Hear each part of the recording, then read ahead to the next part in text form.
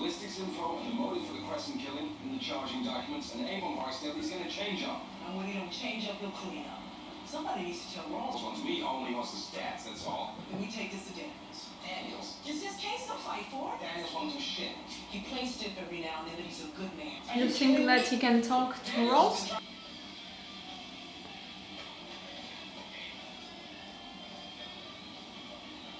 No, no, no, no, no, no, no, no.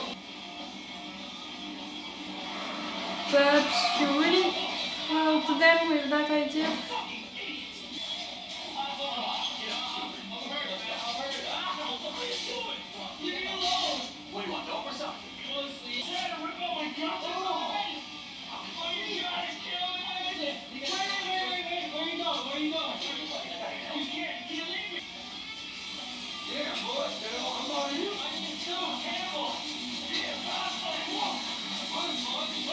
Run, Forrest, run. Either you step up, you send us all home. So this is on me. I don't see anyone else in charge of this detail. Lester already told you you could do more. Chain of command might be nothing to you, McNulty. Time to talk with the judge. So the word is out about these sticker boys, right? Yeah. You're gonna show it right there. What else? What's up, man? You know, put me on my word. You know, I said put 4,000 on Omar, 2,000 on each of the youngins. I put $500 in the boy hand doing the scope. I put $500 in your hand for doing the relay. Put $500 in Weebay and Bird hand for doing the muscling up. Cut anybody loose on Friday, and y'all just a bunch of begging ass bitches, you know. Except for... You keep it humming though, right, cuz? Keep on doing like how you doing when you talking about points with the packers. Alright? Keep it humming. Take life, take it. Yeah. They came for what I know for Omar's boy, but it's also a way to make everyone respect D even more because they just visited D. You didn't see them? You had the chance to see them, you didn't see them?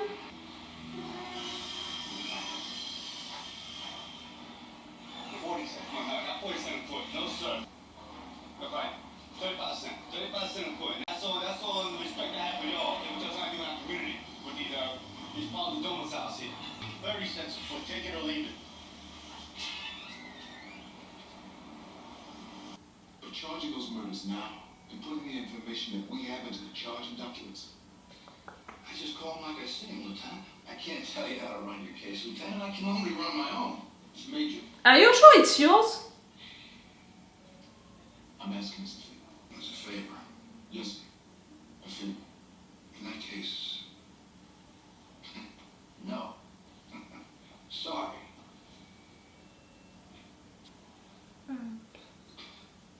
Good? The top off with one more. Just one more. You were doing great before. Yeah, I'll do that. I'll be back.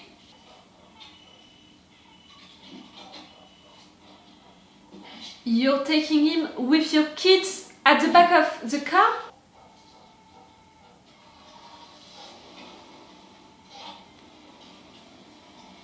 As the danger is putting them on. To be right there, it's already bad, but to take Omar.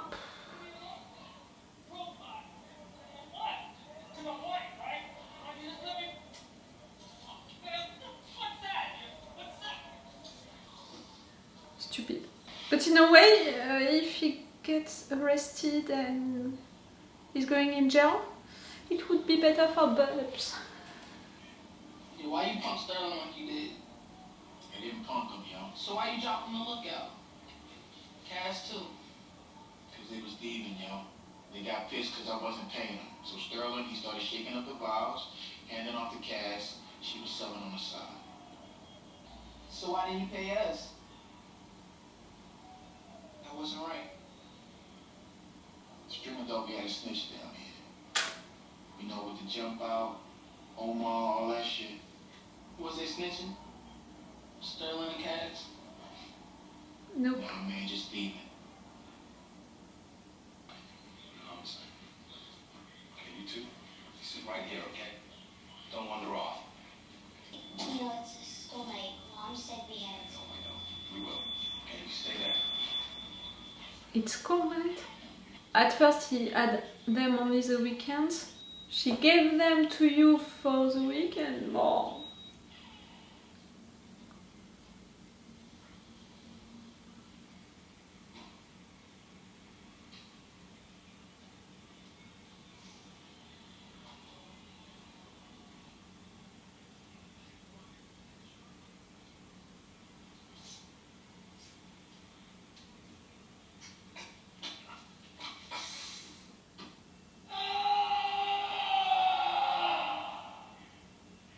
I'm sorry. I'm so sorry for you.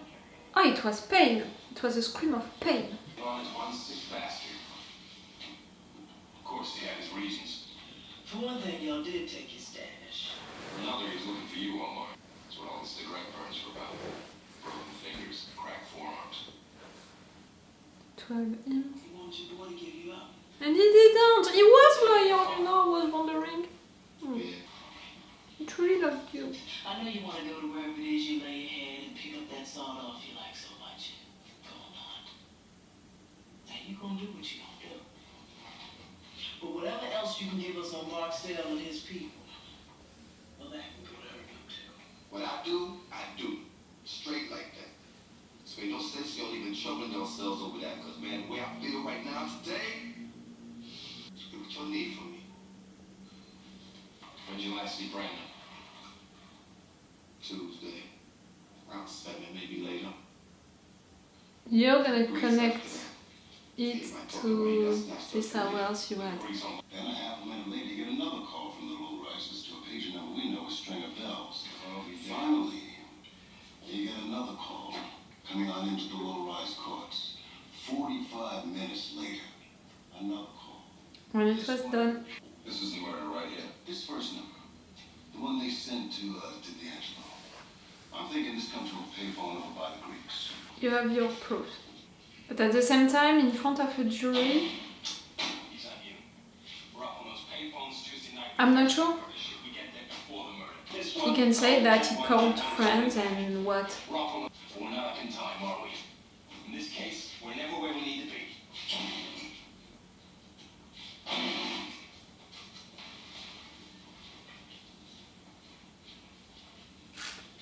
Bad time for y'all? Yeah, man who testified. Whitney, right? Yeah, Bird did that one for sure. How you know? Everybody know. The bird with paper. Yeah, one of the shooters. Had to use this real sweet gun he got, a 380 from Australia, something like that. I've gone along enough. Oh no? He goes to court, testifies he bought the gun on the street after Gail was killed. Come on, now, so what be enough then? Eyeball witness. Okay, Okay, what? I'm your man. You saw Murray. Yeah. No. And you ain't afraid to go into court downtown and testify against one of Barksdale's people. One don't scare. But it's a lie. Fact is, I'm charging 3 murders. You charge those cases. My investigation folds. And what's more, not one of those cases is strong enough for court. You know that. So Yes. the case I charge on today can be twice as strong by the trial date. We get a conviction. We roll little boy Barksdale and the big boy Barksdale. It was McNulty himself who made the ballistics match on these murders, and he's telling me to fight this. He knows you don't have a viable prosecution. So do you. So do I. And if the wire doesn't give us a case, he can charge all the murders he has. We lose nothing. If he can't convict or if the Barksdale kid doesn't flip, then it's too late to do anything else. And at that point, there isn't going to be a thing that you or me or Rawles here is going to be able to say to that goddamn judge. The murder warrant's on hold. The deputy gave us another month. Whoever that was you brought in here today, gave himself up as an eyewitness in the damn murder. Omar. Your Grace is saying she'll write it up in the morning. Lieutenant. Thank you. Thanks. The question? You know it. But he's not gonna thank you for that. Yeah? I know. I spent at least the first half of this episode being worried about Bubbs for no reason. Clearly, because they tortured Omar's boy a lot. They killed him, but it was really quick and it was only to know where was Omar. And he didn't say anything about Bubbs, so Bubbs is safe for that part. And he can be safe also for his friend's part, because his friend just got arrested because of drug possession, you know, but maybe soon also because of what he stole.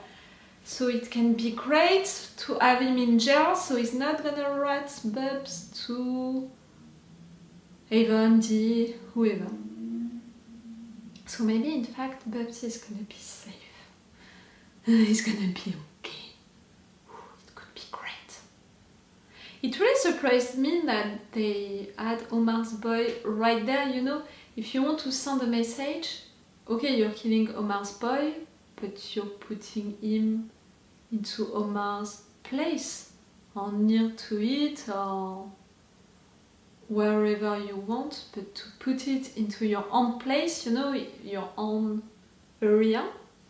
I don't know, it felt weird. Wallace, I was sorry that he reacted like that he felt sad, guilty, I don't know really. He knew what was gonna happen, he had to know.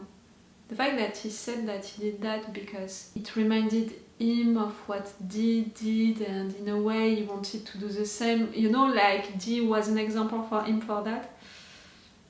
Even more now that we discovered that Wallace and his friend are taking care of these kids, 5, 6 kids. I'm not sure that they are all, you know, his siblings, though he's doing great, Wallace, in a way. And he's forcing them, you know, to go to school and all. So he had more money for that, Wallace. You tried to find the snitch, you know, into your group, Dee, but you didn't find anyone. You found only thieves, you said it yourself. So now, what, you're gonna pay them, right? I don't think that... I don't know. I was a bit afraid, you know, at the beginning for Dee to have the impression that Preston could be the rat just because he didn't want to be paid, but for Preston to act like that only for a question of ego. So if Dee is giving up on that plan, you know, searching for the rat, it would be better for Preston. Preston, he succeeded, you know, like that trial and all is out there again, that's great. The fact that Carl and Herc took that personally, is it really a surprise for two guys like them? Nope. How they acted, the fact that they didn't ask the question, they didn't search for the informations, and they just went for him, arrested him violently and all. I'm tired of this too. Their attitude, you know. It's a little rough for me because I can see that these characters, they are well played for sure, and they are written to be characters that I can appreciate because of things that they say, they do and all. But their attitude sometimes it's really rough to forget it, you know, to just not consider it, to really have that thing in mind, the fact that it's an old show, it was in 2002, so it's another period of time. It was okay during that period of time for cops to fight people like that, you know, to beat them up like that. No one was saying anything. It was not okay back then, like it's not okay right now, and it's not because during that period of time no one judged them for that me right now I'm not gonna judge them for that. Like it's a little rough for me during this moment to appreciate them like I should, like this show wants me to. Do you understand what I mean? For that sometimes it's a little rough. And for all of them, I'm also talking about McNulty, what he did right there, you know, taking his kid to that place, you know, and all during a week that he has his kids, and knowing that it was already difficult to have his kids for his ex-wife to trust him enough for that, and you're taking them to that place with Omar. That was so bad. The fact that he's drinking so much also, it's so bad. The fact that he's treating women like that also, it's not that great. Like it's really a machist way to see stuff. And again, I think that if you create the same show right now, I don't think that a main character like him would have the same attitude like that, including with women, because no, it's not okay to treat women like that, to talk to women about women like that. But during that period of time, to be machist like that, it was considered as not a good thing, but like a regular thing. The major right there, Rawles, is such a bad superior, you know. I'm not judging him as a guy, as a person, because I can see his intentions, you know, why he's acting like that, why he's talking like that to McNulty, why right there he was against Daniels that much, like he's really thinking about himself, about his team, making things right for himself and for his team. So I can see his reasons, his logic, his way to act and all, but his attitude and all... And for sure we are against him, and I was not proud but glad that Daniels defended his team, defended this case and all, and he managed to have what they all wanted. McNulty thanked him for that, but not Lester, because Lester, it was during this episode or during the last one, you know, when he came to Daniels to already say that, you know, like, if you want this job to be done right, you have to give us more and you have to fight for us more, and clearly you're not doing it because of your career. Like, he said it first, Lester. And you know, he didn't say thank you, he really said, it cost you, right? You know, he didn't say it with this attitude, because he's a diplomat guy, but it was almost that, like, it cost you, I knew it, you did it, It was really a moment like, I was right, see, you had to do it, it cost you, I know it, something like that. They understood, you know, that Dee was at the middle, you know, of all of that organization to kill Omar's boy. They have the phones, they have the numbers, they have a lot of things. They're beginning also to have the pagers related to all of these guys. They are really beginning to connect all of the dots. They have a lot of information, but again, at a trial, it's not enough. You're gonna prove what, you know, with them calling these numbers, you know, these pagers at these hours. They were right there and they wanted to call some friends. You don't have them on tape saying something bad, you don't have them on a photo doing something bad, you don't have any witness who is gonna tell you that they did that. You have nothing, in fact. You can connect dots, you can understand how stuff are functioning. You know, it's really more information than really proofs at this point. It's relevant, for sure, like what Lester said, but can it be useful enough? Nope. 1 more month? That's what they gave, you know, to McNulty right there. You know, if I have to think that 1 episode, it's 1 week, something like that. 4 more episodes, episode 9, not sure. Omar right there, the fact that he chose to talk with the cops, that was a surprise for me. I thought that, for sure he wants his revenge, but you know, being a guy like him, I thought that he would want a revenge on the streets. I understand what McNulty and Kimmel, they said about the fact that he's not enough in front of Avon and all of his team, but he has men also, Omar. Maybe not as much, but he has men. For me, you know, even if right there he gave a lot of information, maybe he's gonna want still to do something on his own. And you know, it was almost like, okay, I'm gonna give you all of that. Ah, no, he said that he would testify against Avon. Not against Avon, against the guy who killed the witness. But see how I remember all of these names? For those of you who are watching my reaction videos for other shows, other animes, other stuff, you know that it's really rough for me to remember names, but right there, the fact that we are following this story since the beginning, and we are really just following the story, following the characters, so they are not spending all of their There are days, you know, at each minute calling everyone by their names, not at all. So at first it was a little difficult, but now like I just have one name, one more name to remember, so that's it. I have all of them. Yes, I'm proud of myself. Like it's really an issue for me and also into my personal life. When it's great, I'm congratulating myself, you know, with it. D with his girl. Again, I don't know where we're going with that. It was a way to know that D is not living with the mother of his kid, that she wants to live with him for sure, but he's not that interested. Are you gonna fall in love with that escort? And then what? I'm wondering, you know, I know that at some point it's gonna be an issue, but with who? With Avon? With the cops? I don't know. That was a cool episode. All of them are really cool. Again, I have the impression that we progressed a lot.